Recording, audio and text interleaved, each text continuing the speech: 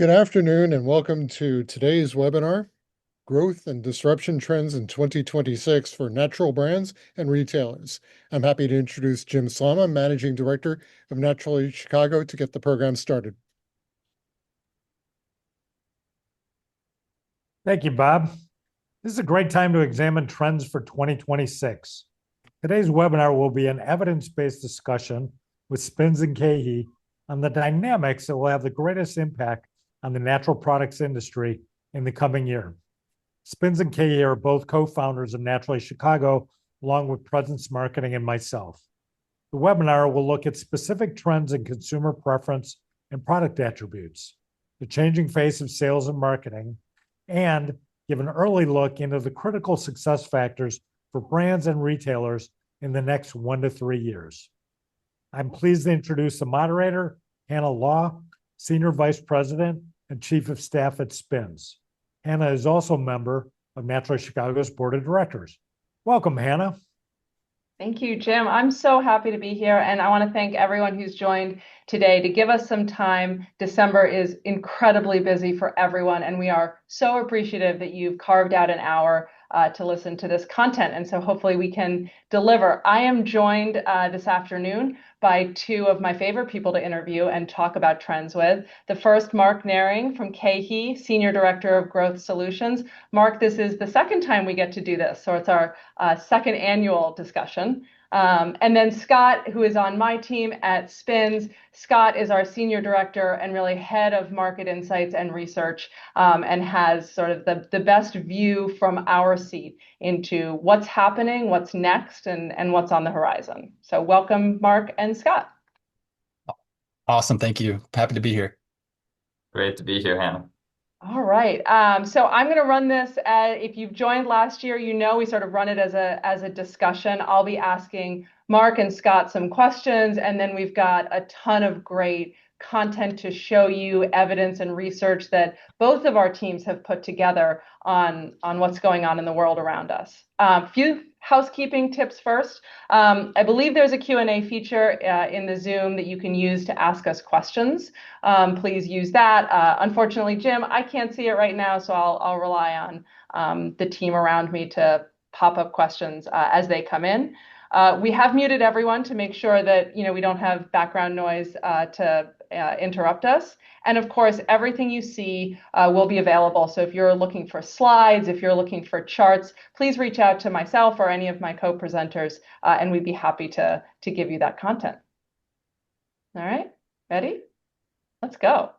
I am going to we'll probably spend the next 40 minutes together doing a range of things. I want to start out with SPINS perspective and sort of how we've been thinking about the industry and beyond, some of those macro forces of disruption that everyone is thinking about, everyone is feeling in their day-to-day life. Maybe the things on your desk have changed over the past couple of years. So I just want to set the stage for all of us as to sort of what's going on outside. We're going to bring it into the natural product industry. We're really going to focus in on what conscious consumption looks like in 2026, and all of the different ways that those preferences, those choices are showing up, both in products that are on shelf today and what we think is going to be on shelf coming up. And we'll end with Q&A. All right. So let's get going. I will only take a few minutes of time because I know you're really here to hear from Scott and from Marc, and so I'm excited to start asking them questions. But look, there is a lot changing around us, and things are moving very rapidly, not just for CPG, but for anyone in a commercial environment. We are going to focus today on conscious consumption. That is not new for us. It's not new for all of us to be talking about. The idea that people are making more informed, more empowered choices, that they are voting with their wallet, that they're finding themselves in the food that they put on their plate, in their pantry for their families. That's not growing, but it is gaining a remarkable amount of speed and sort of scale. We will talk later about specifically Gen Z and millennials and what conscious consumption looks like in shoppers' basket, but that 90% of Gen Z and millennials right now are actively avoiding or specifically choosing certain ingredients is really just sort of a flashlight into the future for us in the natural product industry. That's where we thrive. That's what we're great at, is sort of connecting what shoppers are really looking for and how that consciousness comes together with what's on shelf and where they can find those items, whether it is in physical shelves or digital shelves. There is an unbelievable blurring of lines between physical and digital environments right now everywhere, but especially in the world of grocery.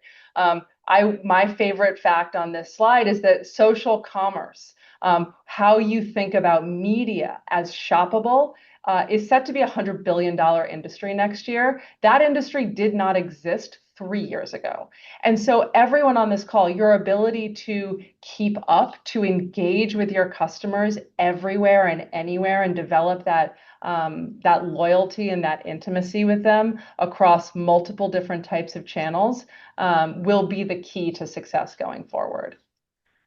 And finally, I would be remiss in my position, and then as we talk about 2026, if we didn't have a comment about AI, agentic commerce, sort of non-human participation when it comes to product discovery and how people are finding and engaging and becoming loyal to products.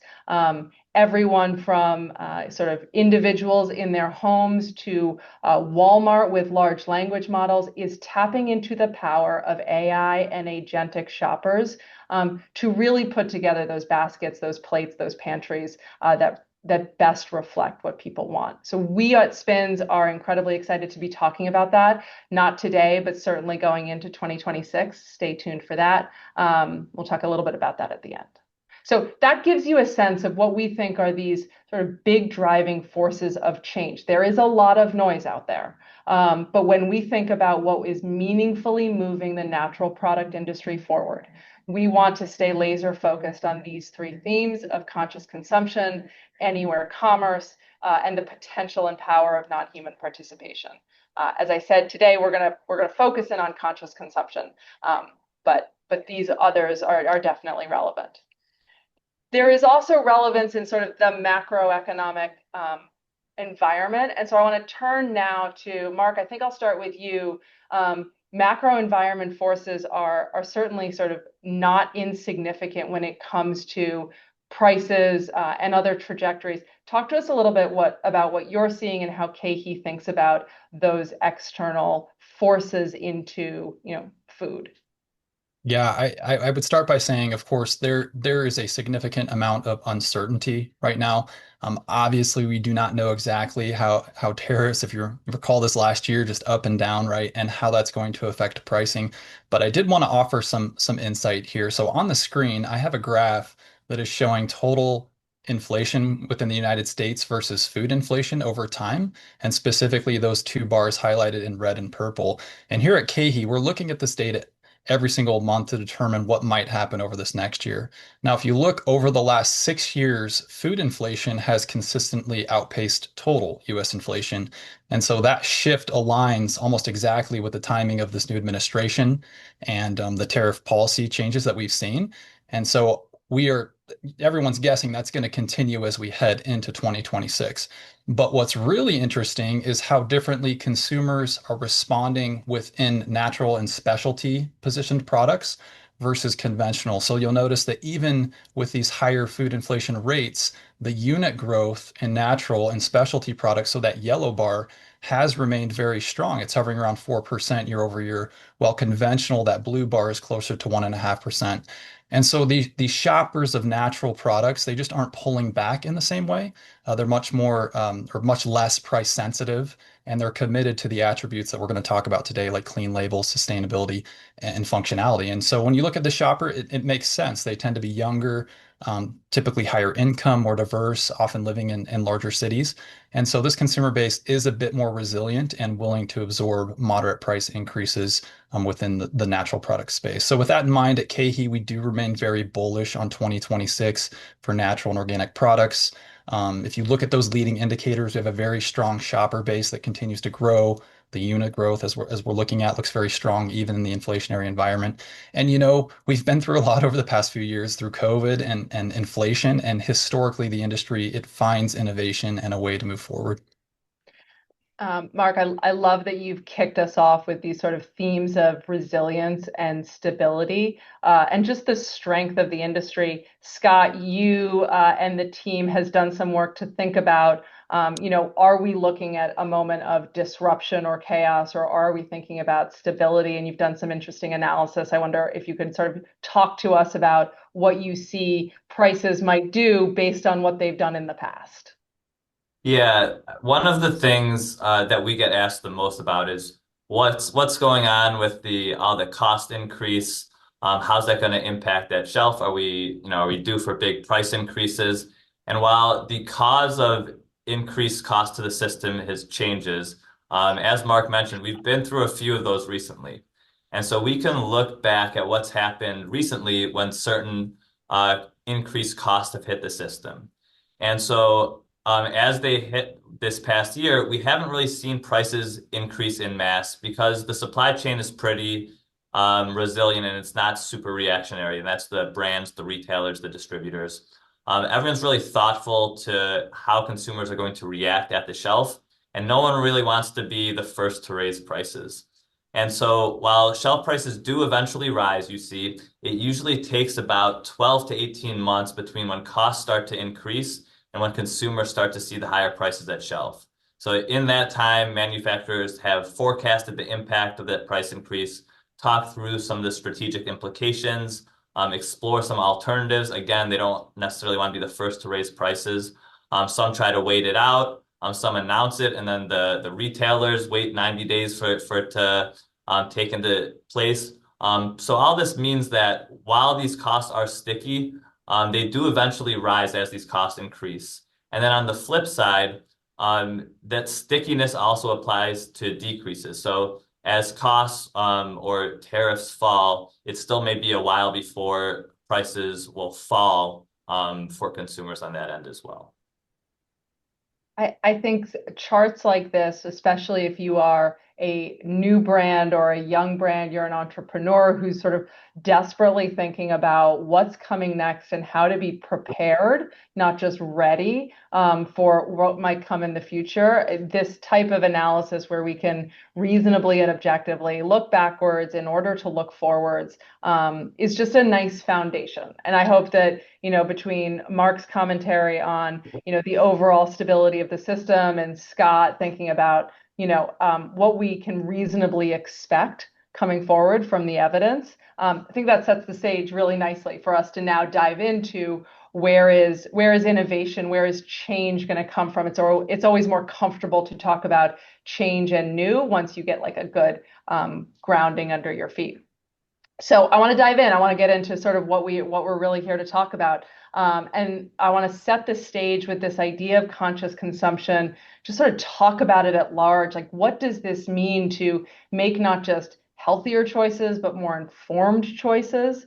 We're going to get into some of the details later, but Marc, I wonder if I could start with you, because this idea of being well and being real has been something we've talked about a little bit, and it's such a great way to sort of set the stage about how people are thinking about their own health and sort of personal empowerment and not just personalization. Yeah, it's a great question. I love how you're framing that as personal empowerment. So I would say that the consumers aren't waiting for health to be prescribed to them. They're actively shaping it and taking health into their own hands, really. And that's where the foundation of this first trend. So at KeHE, we recently launched our top 5 macro trends that we feel are shaping the industry as we move forward into 2026. And this was the first one, is designing wellness. And to answer your question, wellness today, it is becoming much more deeply personal. It is being powered by technology, transparency, kind of this new level of self-awareness. And when you take food and you take data and those daily health habits, they're all kind of merging in ways that we haven't really seen before. If you think about the evolution of AI and wearable technologies, they're just improving in so many different ways. So the Apple Watch, Aura, And then, of course, the apps, LifeSum, these are all technologies that are turning food choices and health choices into instant feedback. And it's definitely driving behavioral changes in everyday life. And I feel like this really connects to the idea that we've talked about for a really long time. The old adage that food is medicine is really more, it's a very mainstream concept now. Most consumers, about 70%, still agree that whole foods are a foundation of a healthy lifestyle. And so many are looking to those foods and cooking at home and choosing brands that reflect their personal values to find better health. And so as we go deeper into this trend, there's a broader discussion happening around the US about mental health. I've noted a few concerns here on the page here: energy, sleep, and cognition. These are really fueling the growth in products. And there's a lot of discussion in social media about self-routine cares. You've heard of everything shower and cozy maxing.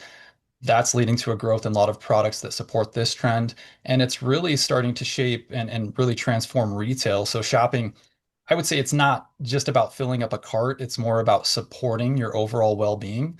And we've seen retailers now that are responding in different ways. We've seen in-store nutritionists, we've seen guided shopping experiences, um, culinary demos, those types of things are kind of being woven into the retail experience. So when we talk about designing wellness going forward, it's going to be this holistic, self-directed approach, and that's only going to accelerate as we move into 2026. And I think a lot of what we talk about in this presentation sort of taps into each one of these. I love how you talk about it as an experience and not just sort of specific products. One of the other trends that you and your team have identified is this idea of returning to real. And so if we move from sort of that experience in the store and the experience of health down to specific choices about health, how do you think about that showing up and this idea of being more real in what you're actually looking for to purchase? Yeah, I think this is a broad movement. Going back to food is medicine. If we know that food is indeed medicine, and it's leading consumers to almost go back in time and go back to the basics. So that's what our team came up with, is it's really a return to what is real. And I think this trend is all about consumers gravitating back to not just real food, and that is a very big part of it, but also seeking out more authentic experiences, as you said.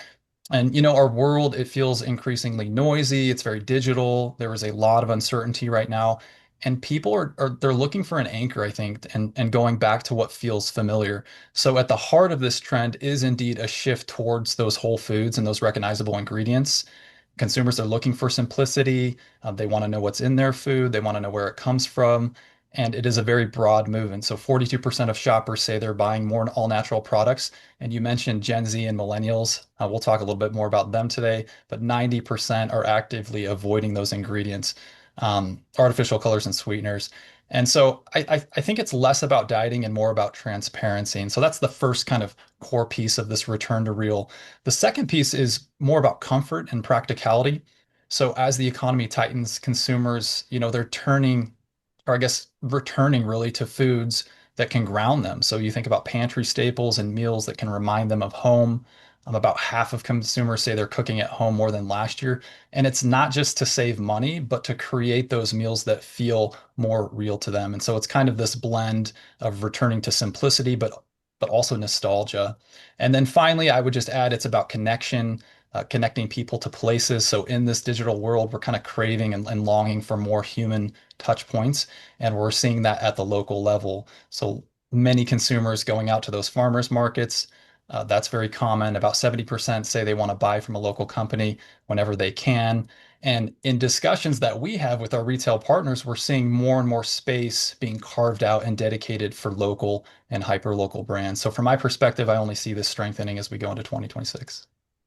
Yeah, and Scott, I'm going to turn to you because I know you have we've sort of come to many of the same conclusions through some of the evidence that we pull together with our data. I wonder if you could talk about sort of underneath this idea of whole foods and comfort meals and the preferences. What are you seeing in terms of the data that supports that? Yes, this is really sort of the choices that are being made. Yeah, we see this play out both when we ask consumers directly and then what they do, which doesn't always match, mind you, what people say they want to do and then what they actually buy. But we recently did a survey when we looked at what consumers find healthy. And the top thing across all age groups, and we talked a lot about the next generation consumers, but across all age groups was ingredients ranked as the most important part of labels for considering it healthy. And we actually see that represented in the data where both whole food ingredients tend to be rising and artificial ingredients tend to be declining. And it's also the way that people are eating. So I like some of the points that Marc made there. But we also see, the culture around eating is changing. 3/4 of Gen Z have gym memberships. They're thinking about their health more than ever. To go back to his point before, we see, so many people are wearing these fitness trackers where they're getting real-time data, and we consistently see in surveys that the top thing that they do to address those data points is make diet changes, followed by taking or changing their supplements. So these are things that they can make in real time, and they're seeing it. It's not just their once-a-year physical at the doctor where they make adjustments. It's all time throughout the year, and we can even go beyond that now that there's more advanced blood work being done to see what's working and what's not working. People are also, I love this stat because I've got young kids, so I eat dinner at 5:30 every day. But we see people are eating earlier, both at home and dinner reservations. There's, again, a lot of health advice out there about, not eating a few hours before you go to bed. So people are adjusting to it. And this might seem like just fun little stats, but we've released reports in the past about different categories being really relevant in different day parts. So like there's different beverages that are prevalent for your morning routine, your afternoon routine, your after work, and your nightcap routine. The core example is what is replacing that alcoholic nightcap that we know that a record low amount of people are drinking at. So understanding the different eating patterns actually is more than just fun. I've got a toddler, I'm eating early. There's other people that do it too. And then when it comes to things that are more in the news, there's a big debate about seed oils. It's been in the news everywhere. While we don't have a position on that, we are tracking the sales and we see that the unit contribution, 2/3 of it's coming from things that don't contain seed oils. And then as cooking oils go, these are declining across the board while oils like avocado oil and olive oil continue to surge, as well as beef tallow, which is a newer attribute that we're tracking that's surging. So this all goes back to Marc's point. It's a long way of saying it, of this idea of people are more conscious about what they're consuming. They're preferring selective eating patterns that favor whole foods and against things that they deem as more processed or artificial. Yeah, look, I think this is the core value of sort of bringing together lots of different data points, both behavioral and then what's happening at the register, so that we do make that connection between what people say they want, what people say matters to them when it comes to food, which is always changing, and then how that actually shows up, because that's the information that especially people on this call today really need to make evidence-based decisions that are going to matter for their business. So I'm going to keep us coming down more granular. I want to talk a little bit about nutrient density and functionality in some of these foods that get people to those goals that you and Marc were just talking about. I have to start with protein because protein is sort of ubiquitous in our lives right now, and everyone is talking about it, and it's familiar, certainly not going away. So Marc, maybe start with you. Talk about how you guys are looking at protein and the role that it is playing both in people's lives and in their product decisions. Yeah, a great question. It is interesting. We keep talking about protein. Protein has been a trend for many, many, many years, but it just continues to grow and evolve. And because of that, it's a perfect place to talk about for starting 2026. We have spent a ton of time this last year looking at what's happening, and you might think, oh, it's fading. We actually see that it's accelerating. And so our next macro trend, we called it the protein power up. So when you look at the consumer, one of the strongest nutritional drivers of purchase is still protein. About 1/3 of US consumers consider that when they're buying a food or beverage product. And, I go out in the market and I see just walking stores, there are so many protein positioned items that are available. I feel like that number might even be higher. But what is really interesting is going deeper into this, you can see that it's expanding in untraditional types of categories. So yes, protein has been high, in categories like meat, yogurt, protein bars, and supplements traditionally, but now we're seeing those call outs in some unconventional categories. So coffee creamers or pastas or pasta sauce, cookies. Historically, that those have not been as large of a conversation for protein, but we're seeing it evolve in this way. And then I would also say it's interesting to see the shift in the types of protein. So in the last 6 months, nearly 100% penetration, 99% of US consumers ate some form of an animal-based protein. And so we see the plant-based side of it, there's definitely some softening and some declines there. But if you go into those animal-based products that are up 5%, you can start to see that it's really the premium types of attributes that are growing that. So grass-fed is up 36%, organic is up 30, non-GMO up as well. So it's not just this concept that meat is back, but it's those premium, transparent, values-driven types of attributes of meat that are winning because it aligns with these shoppers that we've talked about, looking for those minimally processed foods and ultimately foods that are good for you. I can add that dairy is also surging. We've seen that cottage cheese, yogurts, kefirs, protein infused coffees. I think all of these types of products offer those convenient sources of protein without the traditional chalkiness that can sometimes be associated with powders and supplements. And then the final point that I'll make on this, the next chapter of protein as we go into 2026 is what will it be paired with, right? So a protein plus what? One thing that we're seeing start to evolve is fiber, and that's definitely on trend right now. I think this is the next phase of protein that it's really going to separate brands into this next year. So in addition to protein, what other functional ingredients can you make to really stand out and help consumers hit their goals? So yeah, this is just the next chapter of protein. Scott, I wonder if you could help us sort of understand what continues to drive all of this interest in protein. It is some of these attributes, but there's other things underneath it. And then maybe talk about, what do we learn, to Marc's point, about other types of functional or other types of nutrients like fiber. What have we learned about what happened in protein? Pull that through to something like fiber.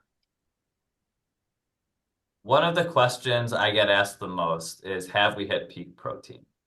And this is something that it's on everyone's mind, and yet you can't walk in any aisle in the store without seeing protein enhanced things.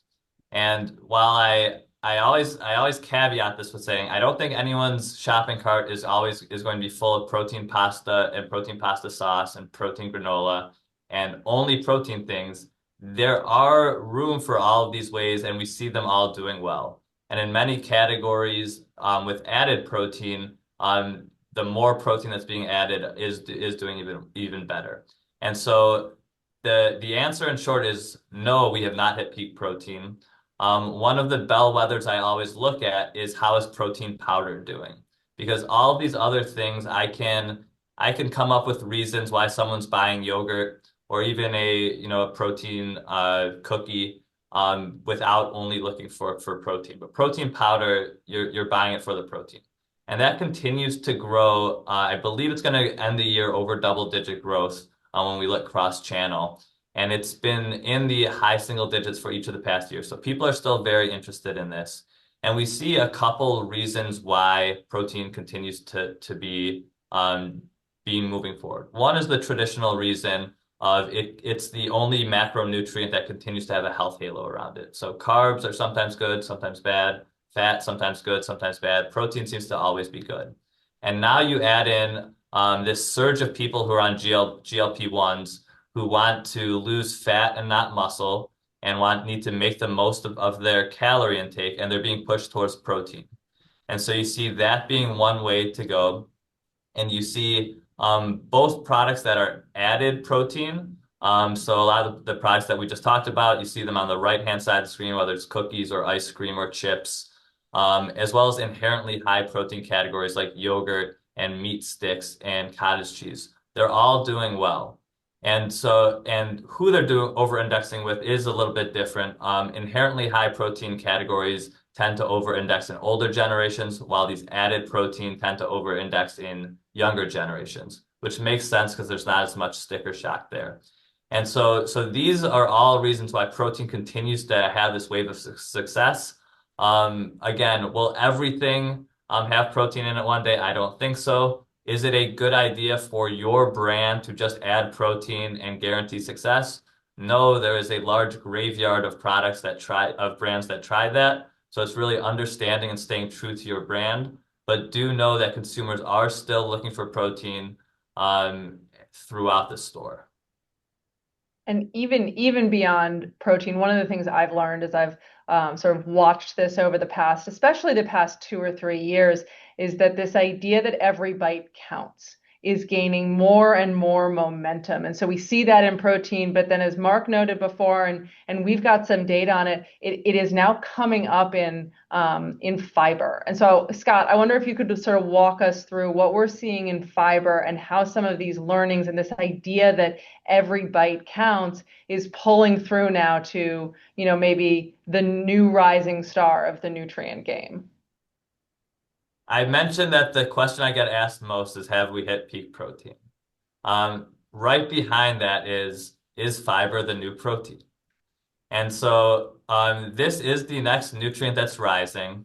You can see that products with FDA high fiber, which is something that we track, continues to grow. And then there's a lot that, going back to your question from the last slide, Hannah, there's a lot that we can learn from the rise of protein as well. So protein started out as mostly a health enthusiast ingredient, and then it's expanded to an everybody. And it did so in many different ways by adapting to different people's lifestyles. We call this in our innovation report like a sideways stretch, like finding different ways in the category to innovate. And so the opportunities for fiber are one, it won't just, I predict this year, it won't just be called fiber. There are actually different types of fiber, just like people know of different types of protein, whether it be whey protein or plant-based or clear whey, which is coming to the market. There are different types of fiber that brands will start to try to differentiate themselves, as well as to go into different categories as well. So one of the things that fiber has going for it, actually more so than protein, is that I believe 95% of Americans aren't getting their daily requirement for fiber, which is, you can't say the same thing about protein. We can argue about what's optimal versus deficient, but people are in need of more fiber. Now, on the other hand, when people are talking about protein maxing, you can have a lot of protein and probably feel fine. I question how much fiber people can max out on before they start to get a little upset digestive issues. And gut health is a top concern. Microbiome, fiber did a great job. I always joke rebranding itself as prebiotic early, a couple of years ago, is to ride that microbiome and gut health trend.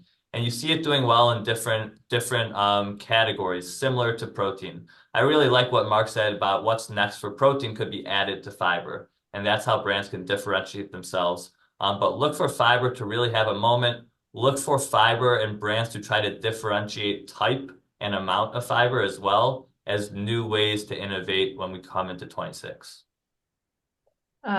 I always love to also find ways where we see all of these in one particular category or one particular product. Scott, you and I have talked before, and you've done some reporting out on modern soda. And how we sort of see a lot of this come together in one place with modern soda. Can you sort of do a deep dive in that? Is modern soda going to continue to be part of the narrative going forward? Will we continue to see protein and fiber coming together, maybe even other types of functionality in the packaging of soda?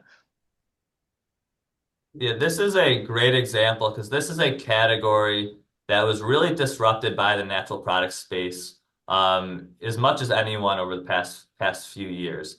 And it was a great way where we saw certain gut health things trending both in supplements and, when kombucha was really trending and other gut health drinks.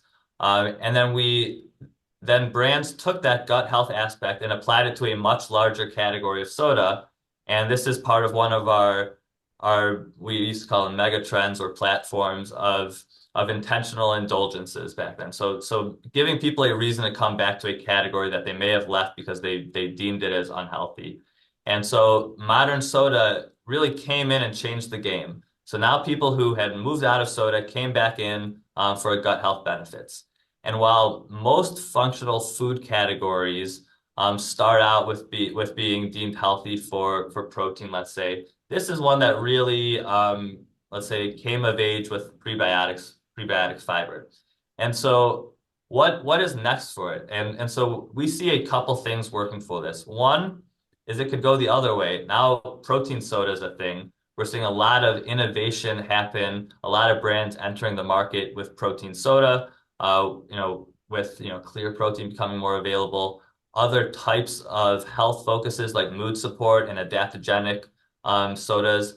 And then also the other way, like going back to fiber, fiber's finding ways into different beverage categories as well. So things like tea having prebiotics in there as well. People are now used to, it takes a lot to create this category and the awareness, but now that people are used to getting prebiotics from carbonated beverages and canned beverages and ready to drinks in general, now there's room for fiber to expand. And the same thing, if I just go back to protein soda, people weren't really used to carbonated beverages with protein in them. So there's that adaption and education and trial aspect of it. So these are areas that are bubbling up with innovation that we could see future growth as a result. So I want to continue on that idea of future growth. And we've talked about sort of the lessons we've learned and how functionality has made its way into different types of products, especially something like soda. But you've also talked about, hey, what do I look for when I want to think about the future of even protein? I look at protein powder.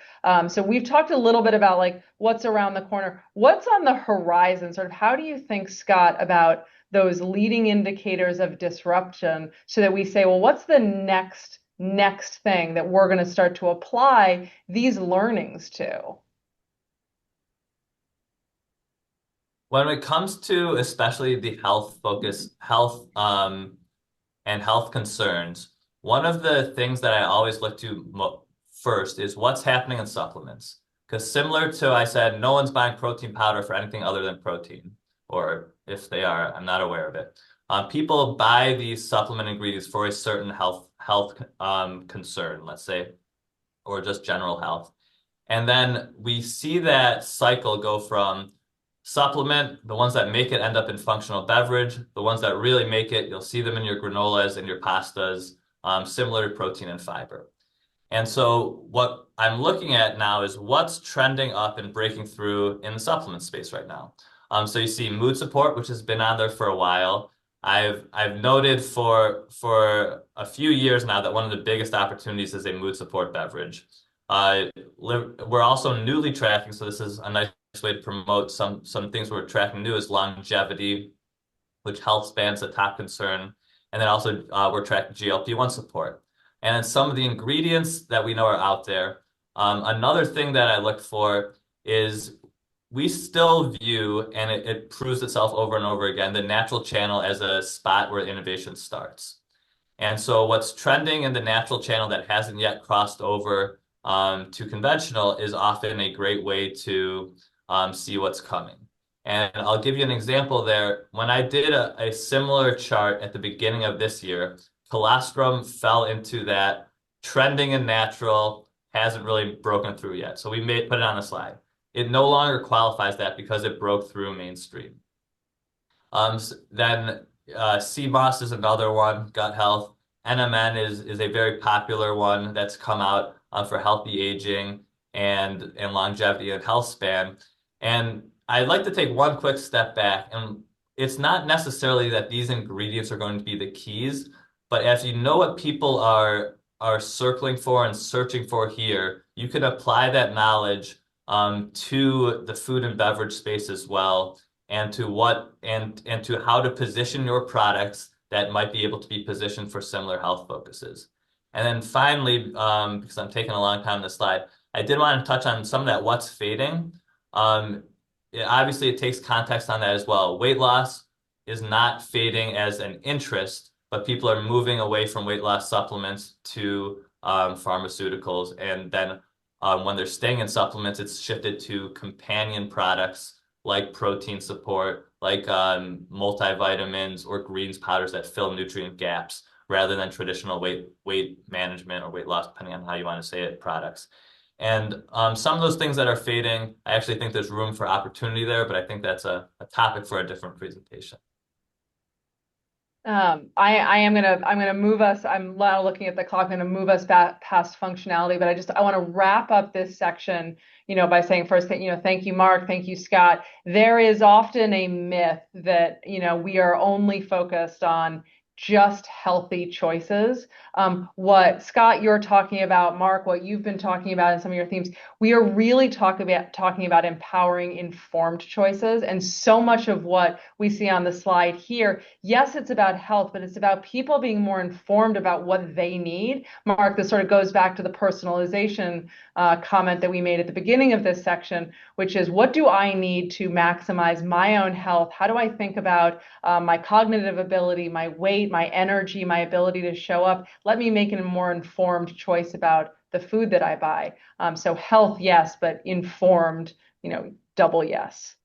I want to move actually quickly to this idea of the modern kitchen. Marc, you and I think, touched on this a little bit last year, but give us a sense of what's happening in the modern kitchen when it comes to flavors and global appetites, moving beyond functionality. What are the other things that people are choosing as they go into 2026? Yeah, so the modern kitchen, as you said, so nutrition and convenience still very important, but it's moving beyond that. And I would say it's being driven by this global curiosity, I would describe it as, and we called it a craving. And as Americans, we're just craving these new experiences, and we're doing that through our food. And so this particular trend, we've called it Crave the World. It really is just about discovering new tastes, bold taste, and that endless discovery of new products. And so they're not, consumers aren't just trying new flavors, but they're really going deeper and exploring cuisines. They're discovering new foods and new formats in the process. And a lot of that discovery is happening online, and the data really backs this up. So about 80% of consumers have tried two or more global cuisines recently. And this statistic really jumped out to me. So 64% of consumers want their primary grocer to offer more international options. And so that's just staggering. Just think about that opportunity from a global innovation standpoint. And so discovery, it's becoming increasingly digital. About 40% are finding those unfamiliar cuisines through social media. If you ask yourself, when did you first learn about birria or chimichurri or ube, like how to create these dishes or how to use these ingredients in cooking, that likely came through social media. And so platforms, you see TikTok and Instagram, they're making global cooking this new form of entertainment. And so I think this curiosity, it is for sure driving sales at KeHE. We're seeing double-digit growth year over year in all of these global food categories. And I'll also add that global foods and flavors, it's not just the, quote unquote ethnic aisle. It's really branching out. We see brands that are introducing these international flavors and categories like frozen snacks, refrigerated dips. We've even had requests in bakery. So making these cuisines that are becoming much more accessible in various parts of the store. So as we look forward into 2026, I see Korean cuisine that remains very strong. There's also interest in Filipino and Southeast Asian flavors. And I would say in general, it's a broader curiosity across Asia and Latin America. So if you think of Brazilian or Peruvian cuisine, it's expanding beyond the traditional dominance of Mexican, Italian, and Chinese.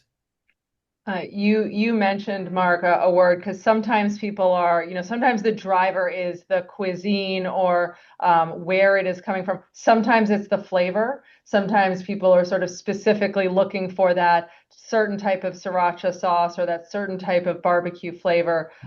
Scott, you've done some work on sort of flavor profiles. Do you want to sort of walk us through a little bit about what that flavor wave looks like? One of the things that we've seen really expand with this global flavors in the modern kitchen is in new textures and new flavors. We spend a lot of time always talking about sweets and sweetness, alternative sweeteners, and now we're seeing a lot of like alternatives to sweetness as well. And so this is a trend that we've seen where spicy, sour, salty have all had their role. And a lot of that's been led by global flavors. And I want to just double click on what Marc said is it's not just where we're seeing new things added under a flag in the ethnic aisle. These products are dispersed throughout the store, both in traditional and non-traditional formats as well. So it could be a certain flavor of with a different format. And this is also an opportunity where we've seen a lot of brands choose, be positioned as premium as well. So these flavors, we did a great report earlier this year showing that what people eat at home versus what they eat in restaurants, and where that gap is a opportunity for brands to fill that because they know people like it, they know people want to cook at home. There's usually not a lot of options if they only eat it at a restaurant, and there's not here. And so that's where some of these become, status for increasing the experience of eating at home by having this sauce or having this brand for these global flavors. And so it becomes premium. And then the last thing I want to say that actually comes full circle is as for price conscious consumers, they don't want to pull back on the types of products they're buying, but they do want to spend less on it. And that's where private label comes in.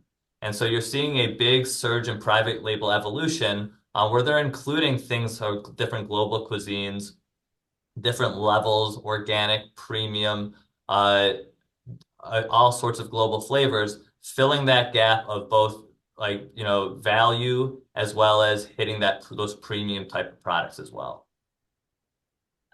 This area, and when we talk about global flavors and we talk about sort of these types of choices, it is harder, I think, for people, especially listening, to think about, well, then where does this show up? Like, what are those categories that are ripe for disruption when we think about some of these flavor profiles, some of these international profiles? It's harder to draw that line, right, between what we're seeing now and what we see next.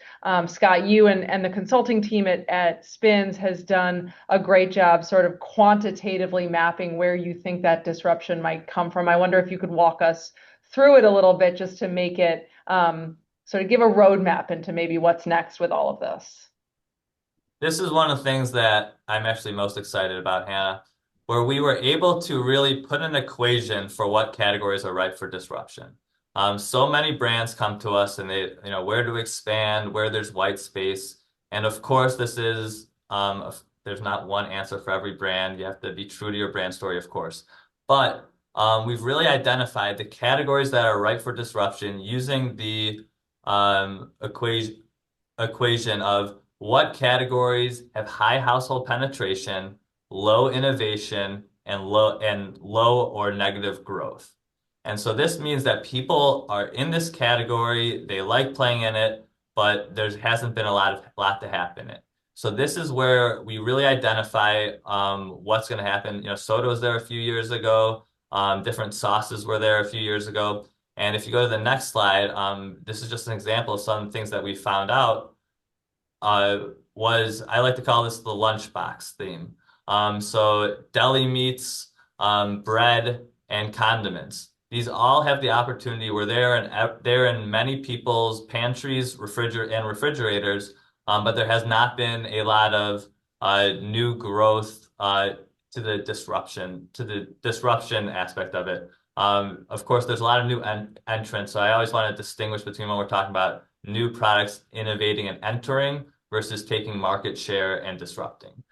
So this is one of the things that we're looking for, and we see it happening in a lot of the platforms that we've mentioned. It could be a healthy play, it could be an indulgent play, it could be a global play, it could be a premium play. And those are usually the levers, or value, it could go the other way as well. Those are usually the levers that are available to identify a lane that's authentic to your brand where disruption can happen.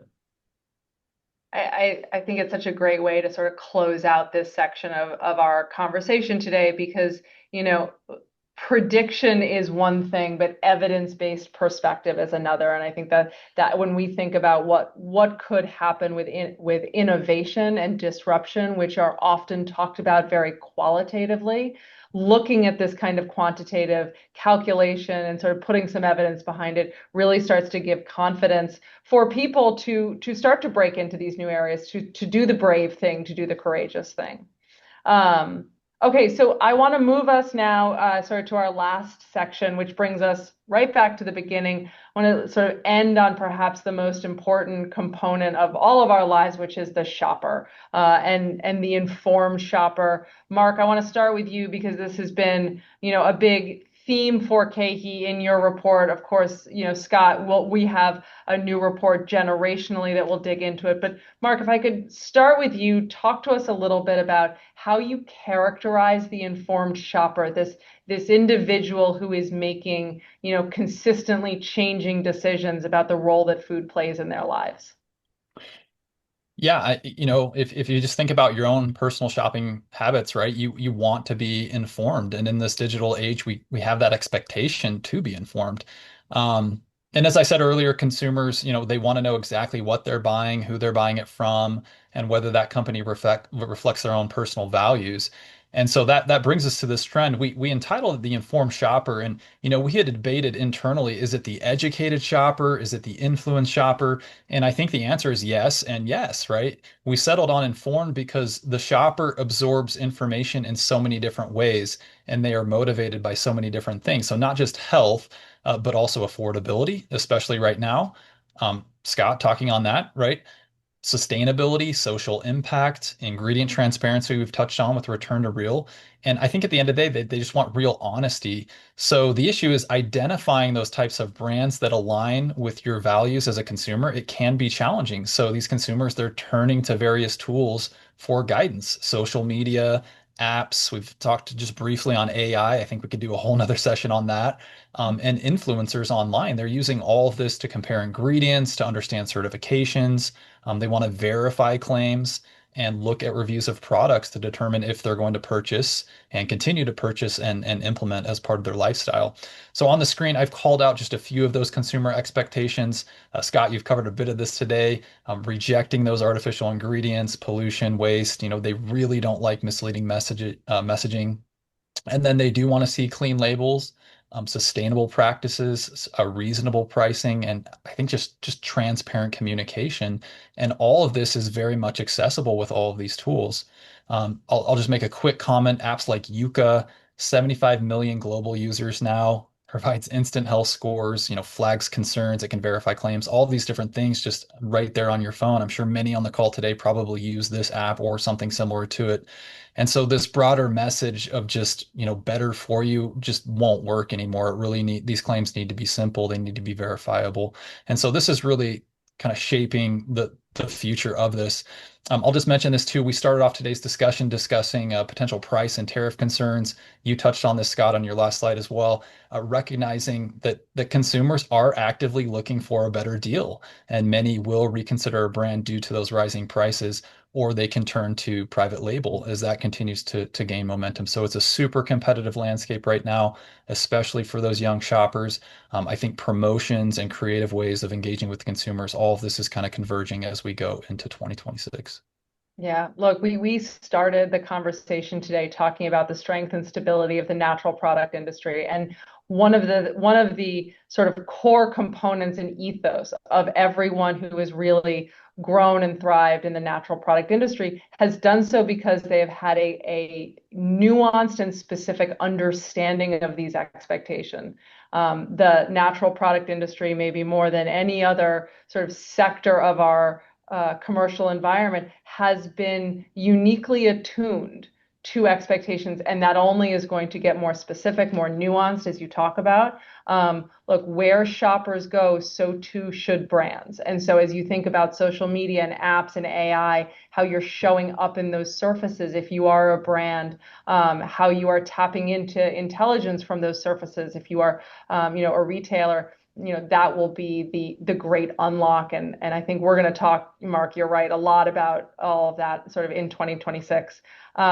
Scott, I want to turn it to you and maybe end our discussion on a generational view of all of this, and thinking about what you've uncovered in terms of what young millennials and Gen Zs, who have the greatest amount of shopping power and purchasing power in our communities right now, sort of how do we leverage intelligence about those groups to further sort of get closer to these customers, again, be where they are. Yeah, so as you mentioned, we did a report on young consumers, so Gen Z and millennial shoppers, and they clearly have a very high growing purchasing power. And we found some things that are very interesting. One that I was surprised about is that 40% of them are following a specific diet. When we looked into which ones, I wasn't as surprised. High protein topped the list. We've talked a lot about these. I will note here that we actually asked them a layer beyond and said, why are you on this diet? A lot of it was personal choice, but a large percentage of them actually said it was medically necessary for a lot of their diets. And I only mention that because if someone perceives a diet as medically necessary, it's more sticky. So I don't think a lot of these are just flashes in the pan.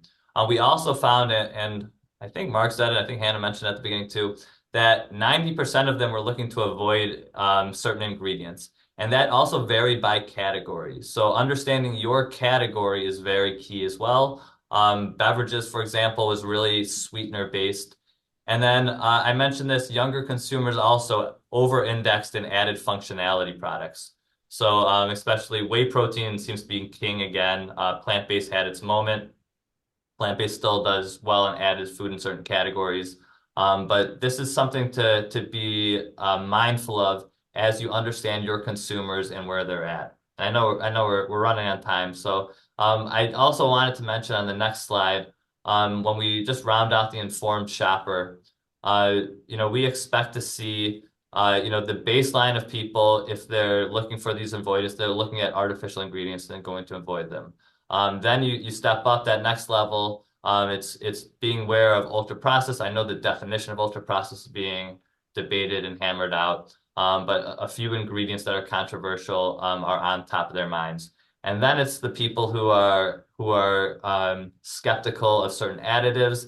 And then finally at the top, you're going to find your core. We used to call that core natural consumer. A lot of it, they are the purity seekers. A lot of times they don't even want natural sweeteners or anything like that, or natural flavors. And so you're going to see different levels to everything. And so it's meeting consumers where they're at, because they're going to be consumers at all different stages here. And so I always harp on this, understanding your brand and your consumer is so important, because while we could always tell you what are going to be overarching trends, where they're at in the journey and where your consumer is at is going to be very personal to your brand. Yeah, it's a great message to end on. Look, I so appreciate, Scott, you and Marc, your insights, your perspective, your willingness to come and talk to us today. Jim, I'm going to turn it over to you. I know there's a couple of really exciting things that are happening at Naturally Chicago over the next couple of weeks and months. So I'll go to that. There have been great questions that have been asked in the chat. I've seen questions on sweeteners in specific, on GDSN. There are a ton of double clicks that we could do that we'd be happy to sort of follow up with everyone. But I also want to be respectful of all of your time. So Jim, I'll hand it over to you to close us out and talk a little bit about what's coming up. For myself, for my team, thank you so much for spending the hour with us on this Thursday. We hope this has given you a really good insight into what's coming up in 2026. Thanks, Hannah, Marc, Scott. Amazing webinar. Needed an hour and a half to get through all this. It was fantastic. Just a quick plug for a few events. Doing a morning mingle at the Merchandise Mart Tuesday, December 16th at 8 a.m. Great chance to connect with our community.